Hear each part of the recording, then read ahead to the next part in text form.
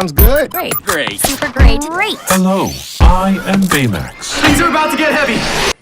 Hey everyone, this is Spy Fan 101 with another early review of Big Hero 6 series. Now, the last review was late because my editor is horrible. So I had to use Fillmore again. Sorry about the watermark, but you know, I can't remove it. So, you know, if I have to use Fillmore again, just want to apologize for the watermark. Although it's been on my Big Hero 6 reviews before, so it shouldn't really matter. So this episode was an interesting one. Now, I reacted to these series of clips, like when San Diego Comic-Con was happening, and it was about Baymax turning into this ginormous, like, anime character with a giant sword, and about this weird Carmi fanfiction of Big Hero 6. Now, back when I saw these clips, I had no idea when it would actually, you know, what episode it would be in, or if it was in any episode at all. But it turns out that both of those clips, besides the second one I reacted to, and that one was Minimax, turns out that besides that one, those two clips that I saw before were in this episode. So yeah, I still feel the same way that I did in that reaction, and that is cringeworthy, to say the least. Not the episode, just the fanfiction parts. But you know, the fanfiction parts were just cringeworthy. So yeah, the episode starts with the fanfiction scene, and it's cringy, to say the least. And then once that scene is over, Hero's face in this scene is, and I'm looking at it because I watched this episode on Disney Now. That's how I watch these episodes early. But his face in this scene is my entire reaction to the fanfiction stuff. Just very cringeworthy. But yeah, Hero finds out that Carmi's making fanfiction of him because we've seen before in previous episodes that Carmi has a crush on him. Not necessarily like Hero him, but more like whatever his alter ego is him. Because I don't think the Big Hero 6 have alter ego names. I think they just have their regular names. But you know, so the episode starts off like that. Then we cut to, I purposefully wrote down her name so I didn't forget it, Momakase. And she was from the third episode. You know, that one where Aunt Cass was doing all the underground cooking, getting challenges and going against Gordon Ramsay and stuff. Yeah, that episode. So she's back. She's in a cell, and she's meditating. She does this weird thing where she goes up into the ceiling and marks how many days she's been there. And I found that absolutely crazy. And then a guy dressed in a prison outfit comes up to her cell, slides a note underneath the bars, and Momakase opens it up, sees one of her small blades, and we find out that the person that's in the police outfit is Obake. And this really interests me because it seems like Obake is trying to build like a Sinister Six type team, but for Big Hero 6, and trying to get all of their biggest enemies to come together so they could fight the Big Hero 6 in the finale. Now, that brings up a lot of interesting questions that I have that I'll bring up later. So we cut to Hero pretty much just cringing and being distraught over this whole fanfiction thing. And let's just say that Hero, he doesn't like this fanfiction. Especially because he's the love interest to Carmi. Now, I don't see this as a ship. This ship is worse than the Rey and Kylo Ren ship. Like it's awful. Like I already see them like planting the seeds, especially at the end of the episode. I see them like planting the seeds for it possibly happening in the future. I'm like, please no, please God no. So, yeah, Baymax senses that he's a bit distraught, and yeah, he's just ranting about this whole thing, while the team is just, Fred is just like embellishing this. He loves this fan fiction, and Wasabi is just, he's just making fun of him, saying, hey, you know, maybe you gotta get used to this fan fiction. And then we cut back to Hiro. He's like, no. And then Honey Lemon is loving it as well, but she just doesn't like the name that Carmi gave her, which is Tall Girl. Which, and then, she says like, I'm not that tall though. Then Gogo gives her the look, or Gogo gives her a look, and she's like, all right. And yeah, Honey Lemon is very tall, but they're all just contemplating about this fan fiction. Gogo's like, hey, he just can't accept the fact that Carmi has a crush on him. I love Gogo, man, I'm telling you. But, yeah, then they find out that Momokase has escaped prison. And so Hiro and Baymax go to investigate this, but at the same time, you know, Gogo contacts the rest of the team, and Fred is taken aback by something, and is that they're taking down the old laboratory / island that the Big Hero 6 originally was fighting Callahan in the first movie. Sorry, I'm a little stuttery, but yeah, they're taking it down, and this is something that comes on later in the episode, which I'll get to, but ultimately this brings another very interesting question that I have. So, cut to Hiro and Baymax as they're looking for Momokase. They find out her whereabouts, and she's running. Hiro and Baymax are chasing after her. Baymax can't chase her with Hiro because, you know, he's caught in like this narrow space. Hiro tries to stop her. He does like grab onto her leg like before she gets away. But then this droid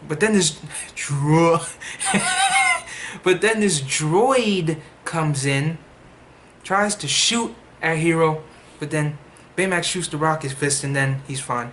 But then Momokase gets away, and then Hiro puts two and two together, because now we find out in the last episode that now the Big Hero 6 are fully aware of who Obake is. So now the next day comes, Hiro's walking around, everybody's talking about this dang fan fiction. And while this is happening, Fred and Hiro are talking about how she's working with Obake. And basically, while they're talking, he bumps into Carmi while she's writing chapter 2 of this fan fiction. Which, this fan fiction thing, it's messing with my head. Like, fan fiction is something that is very amazing, because with fan fiction you can write different things that would never come into fruition, but because it's your imagination, you can just run wild with it. And yes, there are good fan fictions out there, and there are bad fan fictions out there, and there are definitely some weird ones, to say the least. But in this episode, I'm just cringing. It's making me cringe at the whole idea of fan fiction, Because this whole thing about Hiro and Carmi being a thing, I don't like it. I do not like it. So yeah, after this scene passes, we cut to Momokaze and Obake talking, and she has a knife to his neck. And she's like, who are you supposed to be? And he's like, oh, I know. Oh, I can't tell you. Well, I'm Obake, and I know who you are. And he pulls up all the news feed and images on his trademark screens, and how she basically got defeated by them. And so she's upset. So she takes out a knife, takes out one of her knives, throws it at a picture of Hiro, and she's like, I'm in, let's take him down. Which is really interesting, because it seems like Obake's main target is Hiro. Which is really interesting. We'll get back to it later on, but it's really interesting to me. So, later on, we see that Hiro is talking to Wasabi about how he's got to tell Carmi, look, this needs to stop. This fanfiction needs to stop, okay? I don't like it. It needs to stop. But he's like, well, you can't tell her that. He's like, I can't tell her that, but I know someone who can. And so he puts on the costume. He tests out like how he's going to say it in front of her with the team. And he's coming off harsh. He's coming off soft. It's just not going well. So yeah, I really like that scene because, you know, it shows that Hiro, like, he's not liking it. Like, Hiro in the majority of this episode is literally how I reacted watching this. Like, it's almost kind of ironic. It is literally almost kind of ironic to me. But yeah. So earlier, we cut back to earlier, because I just brought up a later scene. Dang it. Because I'm looking through Disney now, through all these thumbnails, pinpointing through scenes, and so I don't forget anything. So that's basically what I'm doing. So if I'm looking at the screen here, just know that's what I'm doing. So, cut back to the lab. Hiro is trying to find out where she went. And so, he's using Baymax to track her down. And it's like he can't find her because she's untraceable. So she's like, wait a minute. So Hiro's like, wait a minute. Maybe we can track her by the material in her knives. So he does that, and then he finds a location, and you realize that it's in this laboratory. So they go down there. They don't see anything. We find out that she's actually like blocks down, running, just fleeing. And Gogo goes down there to chase after her. Now, this scene, I was freaking out during the scene. So she's getting away, right? I'm looking at the scene right now as we're discussing this. So what Gogo does, she thinks about the fanfiction that she thinks about the fanfiction about how she like broke through that vent in that one part of the fanfiction. She's like, wait a minute, maybe I can reenact this in real life. My goodness. She takes out her discs, puts them to Sonic the Hedgehog level speeds, goes all fast, sticks to the wall, and glides up. If I have like If there are clips on this episode by the time I upload this, I will put it in the video because it is so awesome that I was freaking out. It had me freaking out. If they ever do like a movie, like in theaters, theatrical sequel to Big Hero 6 one day, I want to at some point see her do that. That is awesome. That was awesome. Oh my goodness. Okay, like if there are clips on that, I will definitely put it in the video. So we cut to the rest of the team investigating the laboratory because she was in there just cutting things up. And so we find out that she stole a bunch of things. Stole a bunch of the info from the laboratory. And so we cut to Gogo again and Momokase as Gogo is catching up to her. And before she can even do that, Momokase cuts both her discs, and in slow motion we see her cut the disc on her feet. So now she can't even chase after her anymore because the discs on her feet have been cut up. And so Gogo's like, wow, she actually escaped from my grasp. That's interesting. And so we cut back to, this is the funniest scene in the episode. So we cut back to Hiro as he's walking around the school and everybody's constantly talking about this fan fiction. And it's so funny. Like I'm laughing just talking about it. It's so funny. Like there's nothing much to this scene. I just had to talk about it because it's so funny. Like he's having lunch in the cafeteria and everybody's talking about it. He's in class, everybody's talking about it. He's walking down the halls, everybody's talking about it. He's going through his locker, which is a very interesting Easter egg because it leads to, an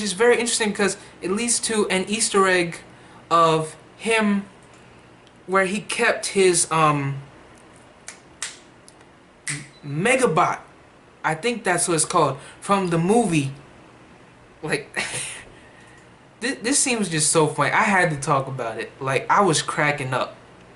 So we cut to Honey and Fred as they're trying to experiment because they've also read the fan fiction, and Gogo's not the only one trying to experiment. So they're trying to make.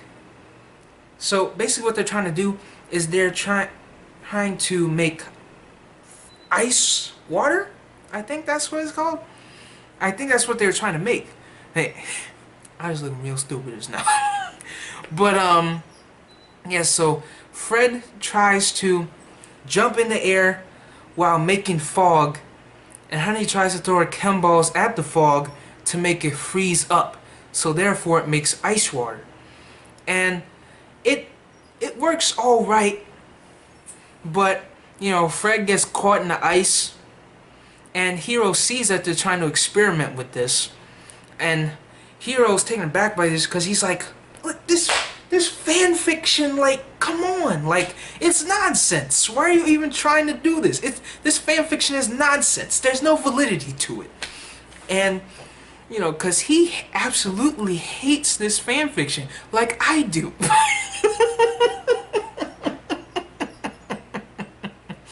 So then we cut to this scene that I was talking about earlier where Hiro is trying to break down how he's gonna say, look, you gotta stop this fan fiction, Carmen. You gotta stop it in front of the team. He tries it first in front of Wasabi and it doesn't really work out. He then tries in front of Gogo. He says, look, you're just not a good writer. You need to quit it. Just stop. Then Gogo's like, that's harsh even for me. Now if Gogo says something that's harsh, then you gotta rethink your life. So we then cut to him trying this on Honey Lemon, and he's got Baymax next to him in this lawyer outfit, And oh man. And then she doesn't take it seriously because, you know, she's like, I don't think she's going to take Baymax as a lawyer seriously. And then Hero's like, say your line. Then Baymax is like, I object. And he holds his suitcase up. And then Hero is like outside of the San Francisco Institute, basically just walking around trying to wait for Momomakase to show up. And then the team's like, or Honey is like, you gotta hear this, you're not gonna like it. And then it's a video of Momomakase saying, look, I forget what Hero's name was in the fan fiction. I forget. But she says, look, if you don't come now, your girlfriend's gonna get it. Because now she thinks, apparently everybody in the world, or everybody in San Francisco just read this fan fiction. And now she thinks that Hero and Carmi are boyfriend and girlfriend, which, no, don't do that, please. I'm begging you. So now they have to go back to the island where they first fought Callahan in the original movie. So they go back to that island, and they split up into teams. So Wasabi and Fred are going down this hallway trying to look for her. He cuts a circle through the wall, or tries to, because the whole thing about Wasabi, which is very weird, is that even in the original movie he did this, is that every time he tries to create this perfect circle. And we saw it in the original film. This is how it went.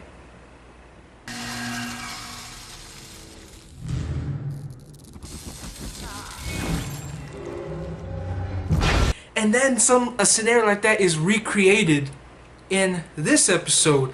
And it's kind of weird because, you know, it's a little weird to be doing it in that kind of situation. And Fred's making fun of him. He's like, do you really have to create a perfect circle every time? We're kind of in a rush here. And then Wasabi's like, don't judge me, man. And then we see Momomakase cut a hole through the wall behind him, which would be considered as the perfect circle she created in like 2 seconds. And like, we see, and after that, because, you know, she got to them and she defeated them, or captured them, should I say, we cut to Honey and Gogo as Gogo burns a hole through the glass, creates like this cool thing where it basically glides them down to the floor, which is pretty cool. And then Momomakase comes out of nowhere, throws one of her knives at it, cuts it. And this scene was legitimately thrilling because we see because they land, because Honey creates like this weird bear thing on the ground. Gogo lands, we see Momomakase kick her, she flies, kick Gogo, she flies into the wall. Well, then we see Momomakase going after Honey Lemon, and she's just cutting through all her stuff, and Honey is just trying desperately to get away. And so, you know, Momakase's catching up quick, and this scene was actually pretty thrilling. So yeah, then Gogo comes in, tackles her, and then cuts her disc and everything. It's just wow. Then once they think that they cornered her, she's like, not really, and then takes the blades, phew, and then cuts all of the bars or the supporting beams that are holding the building up. So it collapses on both of them. And then we cut to Hero and Baymax as they're trying to activate the screen you know, like the screen from the original movie where they were looking at the footage of when Callahan's daughter was being sent through the portal. Yeah, that screen. And so they see Kari. They see Kari.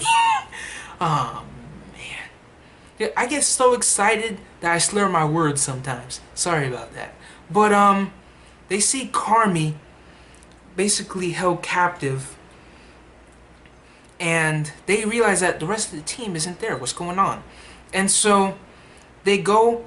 So Hero and Baymax go to rescue Carmi, and then the bars come up around. These bars come up around them, and we see that every single member of the team has been captured and tied up. So yeah, and then we basically get the monologue of Momokase and Hero talking, and they basically talk about how, oh, Obake, he's got plans for you, but you know, you gotta prove yourself, because I'm about to destroy this island. And so she presses a button. The island's about to be destroyed. And so we basically get the Big Hero 6 trying to get out of there using every weapon they have. Wasabi tries to use his sword things. They electrocute him in the process. Honey tries to burn the floor, but it doesn't work. It burns the chair instead. And then nothing's working. So then we basically get the scene from the clip that we saw at San Diego Comic-Con, where they're all contemplating about what they're gonna do and how bad this is. And then we see Momokase on this boat sailing away from the island, and she's talking to Obake about how, I thought you had plans for the boy. And then Obake's like, I do, if he proves himself smart enough. Now, this brings up a really interesting thing that will probably turn to a spin-off video later on. And this is really interesting, because I'm like, what plans does he have for Hero? This is very interesting. So then we cut back. The rest of the footage is basically the San Diego Comic-Con clip where Hero puts in the chip. And when I saw this the first time, I was absolutely speechless. You can see my reaction to the clip. It's in the description. But all I could say was, who's this?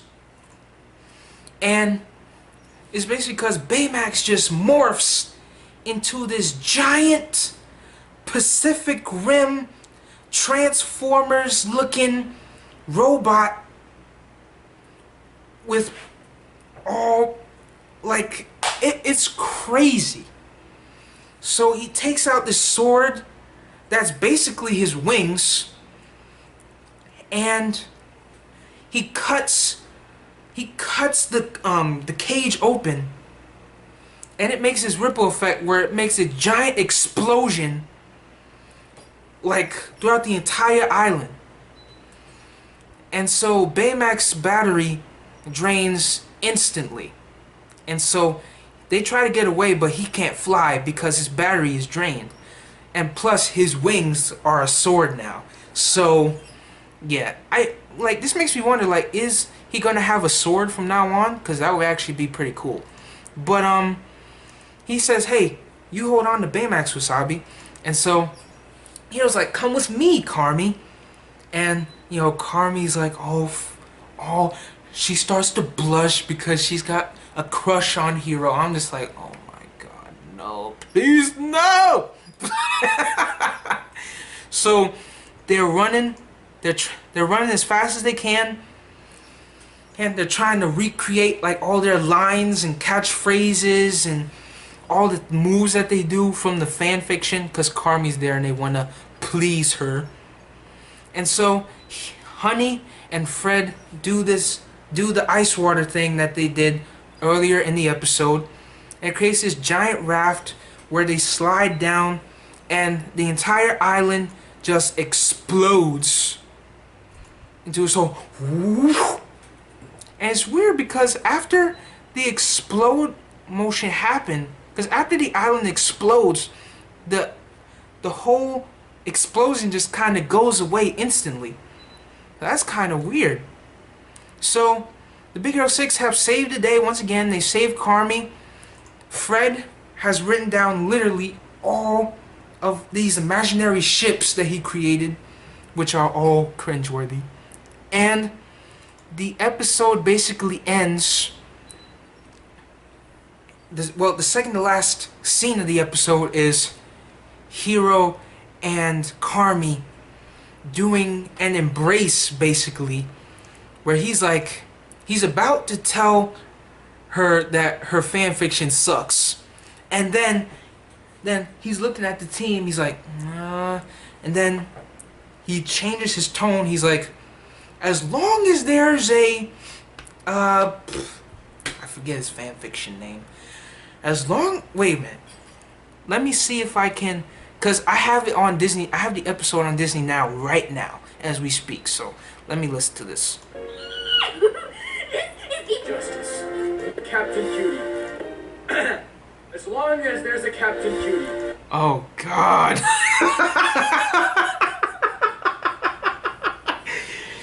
Oh, God. I forgot how cringy that name was. So he said, as long as there's a Captain Cutie, there's always room for you. Oh my God, this episode. Oh man. So Carmi's freaking out. She gives Hiro a hug. Hiro's blushing. I'm like, oh my God, no. No. This ship better not come to fruition. This ship is worse than the Rey and Kylo Ren ship. Okay? Because in my opinion, the Rey and Kylo ship is the worst ship ever created. I'm telling you right now. Like, no. It's like how they're making it seem, by all this build-up, they're making it seem like it's like a Kimberly Hart and Trini ship from the Power Rangers movie. And yes, I do agree with that ship, because that makes sense. So we get a scene in the Carmi fanfiction style. It's basically how, you know, Carmi was embraced by Hiro, and she's like, hey, can I join the Big Hero 6 and can we make the Big Hero 7? I'm like, no, no, no, no. And then the team is just like, aww. And then the weirdest part of this is fanfiction Hiro gets down on his knee and asks Carmi to marry him. I'm like, what? And then Hiro's just like, no more, stop. And then the episode ends. This was the craziest episode ever. I'm telling you right now. This was by far the funniest episode too. So I'm gonna have to give it a 10 out of 10 just on that alone.